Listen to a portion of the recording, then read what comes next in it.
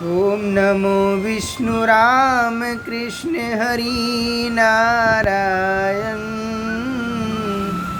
ओम नमो विष्णु राम कृष्ण हरि नारायण। ओम नमो विष्णु राम कृष्ण हरि नारायण। ओम नमो विष्णु राम कृष्ण हरि नारायण। आज संसार में प्रश्न है, गुरु कैसा? गुरु को समझें। प्रश्न है, गुरु कैसा? गुरु समझें। गुरु को कैसे समझेंगे? प्रश्न है, गुरु कैसा होना चाहिए और गुरु को कैसे समझ सकते हैं हम? कैसे हम समझ सकते हैं? और तो गुरु और शिष्य का पूरा संवाद बोलिए, बताइए। देखिए, हम आपको ऐसे कई कानों से सुने और आँखों से देखे संवाद हमने सुने हैं गुरु और शिष्यों के। उन्हीं के ऊपर हम कुछ शब्द बोलने जा रहे हैं। एक बार एक शिष्य था, गुरु की बराबरी कर रहा था, बराबर। तो गुरु ने देखा ही, जब देखो मेरे कुछ चेक करता रहता है, मैं क्या पाता हूँ, क्या आगे पीछे वो नज़र रखता था गुरु जी के ऊपर। तो एक दिन क्या हुआ, गुरु जी ने कहा, ठीक है तुम इधर आओ, बैठो। और गुरु जी ने एक मछली को लिया और निकल गए और बाद में उसको निकाल के दिखा दिए। अब बोले, तुम भी मेरी बराबरी करते हो तो एक काम करो, तुम भी ऐसा करो। शिष्य बोला, हमसे नहीं होगा। इसलिए कहते गुरु को समझिए। गुरु को समझो, आज का टॉपिक में बोल रहा हूँ। एक शिष्य था और शिष्या, दो थे। तो शिष्या बहुत अच्छी भक्ति करती थी, गुरुजी बड़े प्रसन्न होते थे। बोलते, एक दिन उसकी भक्ति और सेवा को देख करके बोले, तू तो ऐसी है, इतनी अच्छी भक्त है कि जी करता तुझे गले लगा लूँ। अब गुरुजी का भाव था मीरा का, कि क्योंकि मीरा शरीर को तो देखती नहीं थी, मीरा को कोई शरीर से मतलब नहीं था, आत्मा की बात थी। तो मीरा का भाव समझे और गुरुजी ने ऐसा बोल दिया तो शिष्या नाराज हो गई कि देखो ये गुरु अगर के ऐसी बातें कैसे बोलते। तो गुरुजी ने समझाया, तू शरीर देख रही है और मैं आत्मा देख रहा हूँ। आत्मा ना तो स्त्री है ना पुरुष है, आत्मा परमात्मा का ही रूप है। तो स्त्री और पुरुष के रूप में क्यों देखते हो? आत्मा का कोई लिंग नहीं होता है। तो भक्ति से तुम्हारे गुरुजी ने कहा कि तुम्हें गले लगाने की बात है तो तुम्हें इतना दिमाग से समझना चाहिए। क्यों बोले? ऐसा कोई सोचा होगा ना। तो शिष्या जबरदस्त के ऊपर चढ़ गई, बोले गुरु कैसे गुरु हो तू? बोला, यही गलती है अभी तेरी। अभी तक तू शरीर देख रही है और मैं तुझे आत्मा के रूप में देख रहा हूँ कि तू मीरा की तरह भक्ति करती है। तो मीरा कृष्ण में हो गई, तो कृष्ण को मैं गले लगाने की बात कर रहा हूँ। मीरा कैसी थी? कृष्णमय थी। तो मीरा को कृष्णमय हो गई, इसलिए भगवान कृष्ण ने उनको हृदय लगा लिया, अपने में समा लिया। तो गुरु ने भी कहा कि तू कृष्णमय हो दिख रही, भगवान में मुझे दिख रही है, इसलिए मैं तुझे बोला। तो संसार में ऐसे कितने शिष्य हैं अज्ञानी, तो जो अपने को लिंग भेद कर देखते कि गुरु जी हमारे कामी होंगे, भोगी होंगे, शरीर के भूखे हैं। नहीं, गुरु कभी किसी के शरीर के भूखे नहीं होते, प्रेमी होते हैं और कामी नहीं होते। एक बार ऐसी कई बार तो आचार्य बन गए, तो उनको प्रेशर पड़ा कि तुम विवाह करो और उनके विवाह करने के बाद माध्यम से अच्छे से भक्त पैदा करो। तो गुरुजी ने क्या किया, सबके भक्तों कहने पर विवाह कर लिया, तो उनको कामी कहने लगे और उनकी दिव्य संतान पैदा की है। देखो आज की संतान कितनी नालायक है, शराबी है, जुआरी है, बेवड़ा है, गड़दुल्ला है, टपोरी है, गुंडा है, मवाली है। ऐसा कोई पाप नहीं है जो करता है। मंदिर में आएगा, माँ बाप चबाएगा, रात भर शराब पिएगा, उधर मांस खा रहा है, उधर जुआ सट्टा खेल रहा है, वो बेश्या के पास जा रहा है। तो इस प्रकार की औलाद से क्या फ़ायदा, जो धरती पर 24 घंटा पाप ही पाप करता है। तो गुरुजी को चाहिए कुछ अच्छे भक्त पैदा करें ना करें। धरती पर जितने बच्चे पैदा हो रहे हैं आज की डेट में, लड़कियों को देखिए तो सुपर्णखा की तरह दिन भर पुरुष को ढूंढती रहती। ऐसा कोई लड़का नहीं जो उनकी नज़र से छूट के जाए। मैं स्वयं एक लड़की को देखा, बड़ी अपने आप को शरीफ बनती है, और हम उससे बात कर रहे हैं, उसकी माँ भी बात कर रही है, और मंदिर में बैठी है। एक आया लड़का तो हमारे से नज़र हटाई, अपनी माँ से नज़र आई, उसको देखने लगी। ये ऐसी लड़कियों को हमने देखा है। कुछ चाय वाला को देख रही हैं, कभी किसी को देख रही हैं। कोई धर्म नहीं है, मतलब भगवान के भक्तों को गलत समझती है और बाकी अपने आप को बहुत सही समझती है। तो गुरु को समझे, टॉपिक में बोल रहा हूँ। गुरु को हम समझ नहीं सकते, हमने गुरु को समझा है।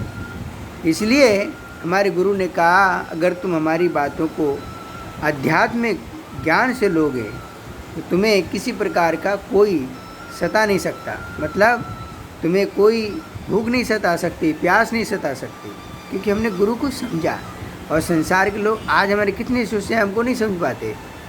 कभी कभी लेडीज लोग हमारी शिष्या हैं तो वो भी हमको किस दृष्टि से समझती हैं कि शायद हम उनके शरीर के भूखे होंगे, उनकी विचारधारा ऐसी हो जाती है। नहीं, हमको पता लग जाता है कि इसकी सोच कैसी है, कि शायद हमको अपने शरीर से संबंध के, कि हम शरीर से इसको किसी प्रकार की दृष्टि डालते हैं, हम देखते हैं, हंसते हैं, बोलते हैं, तो वो हमें इस प्रकार की विचारधारा में ले देती है कि कभी शायद उनके नेगेटिव विचार आ जाते हैं।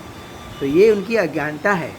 मेरे विचार कभी भी शरीर से नहीं है, आत्मा से हैं, तन से कोई नहीं।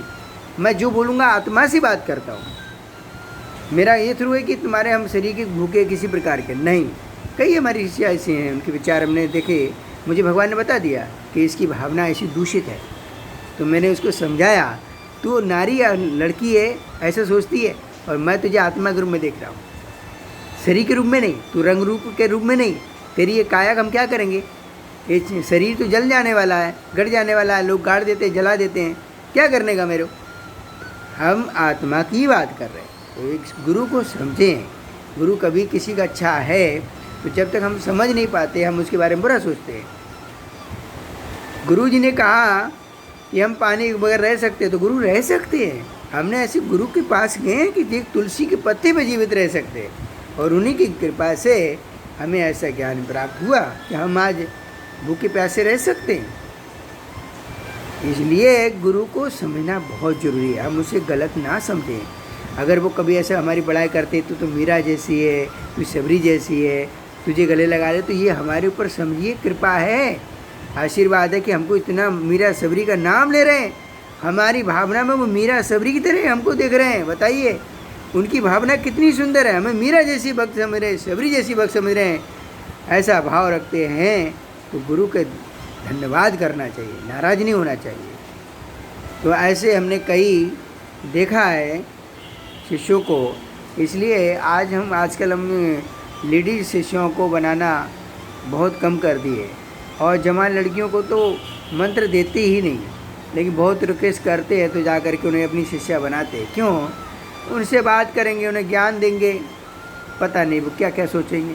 आज कामदेव की वासना इतनी तेज़ हो गई कि वो काम वासना में इतनी अज्ञानता में फंसे हुए हैं। तो इसलिए जवान लड़की हमारे पास कई बार ऐसे आती हैं, महाराज जी हमें मंत्र दे दीजिए, हमें दीक्षा। हमने बोले हम नहीं देते, सीधे मना कर दे, जाओ अपने माँ बाप को लेके आओ तब बात करेंगे। नहीं देते, क्योंकि जो आज के जवान लड़के लड़कियां हैं उनके दिमाग में वासना ज़्यादा है, काम वासना ज़्यादा है, और गुरु तत्व को समझने की बुद्धि नहीं।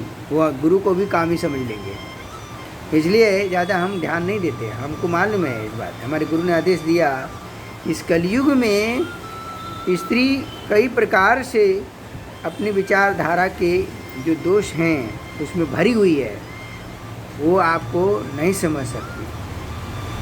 अधिकतर आप देखिए कोई भी विचारधारा होगी तो इसमें काम से संबंध विचार ज़्यादा आती है। मैं मंदिर में रहता हूँ, मुझे देखता हूँ कि कई ऐसे आते हैं तो वो ऐसी दृष्टि से देखती है मुझे जैसे कि हम बड़े कामी हैं, भोगी हैं, उनके शरीर के भूखे हैं।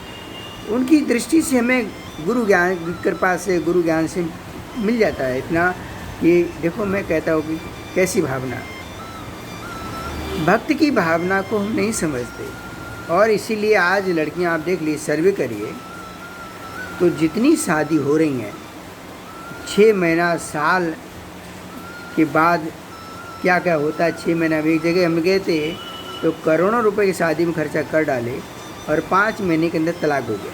क्यों?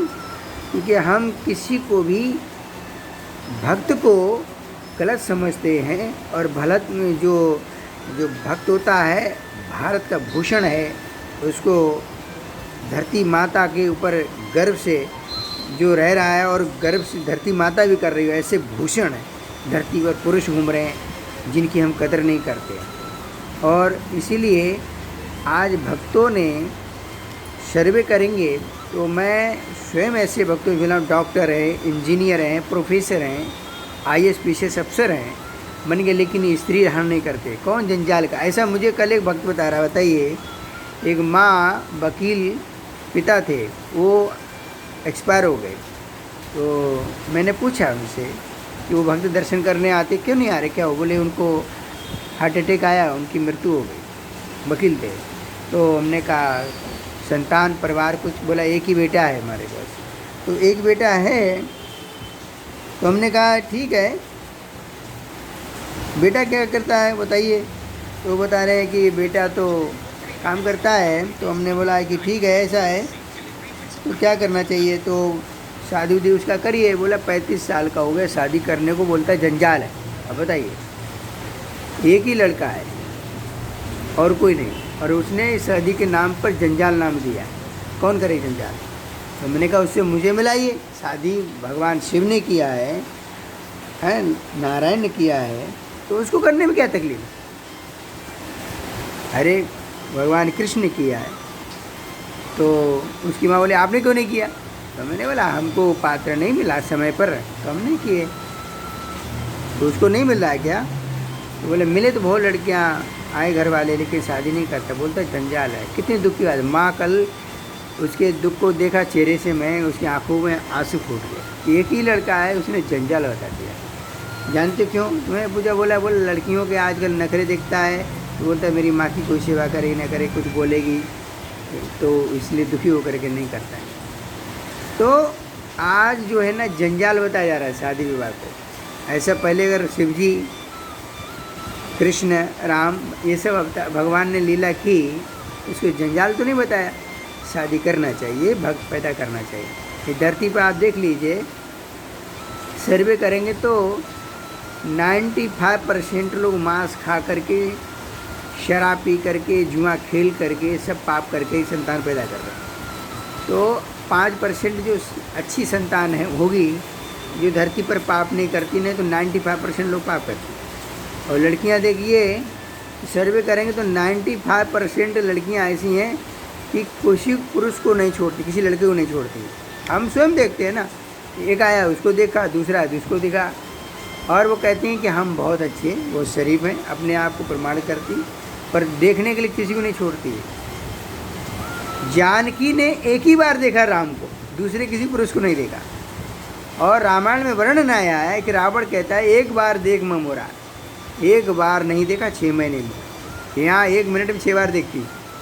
तो इसलिए वो लड़का का जो बता रही है उसकी माँ, ये लड़का मेरा जंजाल बोलता है। ऐसे तो जंजाल है ही वास्तव में, ये दुख की बात है। तो इसलिए निवेदन है अपने गुरु को समझें। गुरु को समझना बहुत ज़रूरी है। अगर हम गुरु को गलत समझते हैं तो ये हमारा सबसे बड़ा अज्ञान है, और हम अपने आप को शरीर से लिए गुरु को दोष देते हैं कि ये हमारा गुरु हमारे शरीर का भूखा। ये सबसे बड़ा महापाप है। गुरु आत्मीय है, आत्मा राम है, वो तुम्हें आत्मा से ही कह रहा है, और आत्मा सत्य है। तुम्हारी आत्मा कह रही तो वो उसको मानिए, और नहीं तो गुरु को ऐसे मत समझिए कि गलत गुरु हमारा काम ही है। बहुत से लोगों को देखा है मैंने, गुरु पर बहुत दोष लगाते हैं, ये महापाप है। गुरु को हम बगैर समझे इस प्रकार से बोलते हैं, इससे बड़ा कोई पाप नहीं हो सकता। गुरु को समझें। इसी टॉपिक में आज बोला, गुरु के समझने के कारण बहुत हैं, और समझ लिया तो गुरु को समझने के एक छोटा सा आशीर्वाद आपके जीवन का उद्धार कर सकता है, आत्मा का कल्याण कर सकता है। गुरु को समझना बड़ा महापुण्य है। इससे बड़ा कोई पुण्य नहीं है। और गुरु पर दोष लगाना, इससे बड़ा कोई पाप नहीं। इसलिए पाप से बचें और गुरु के ज्ञान, भक्ति, वैराग और धर्म और पवित्रता को अपने जीवन में उतारें। जय सिया राम।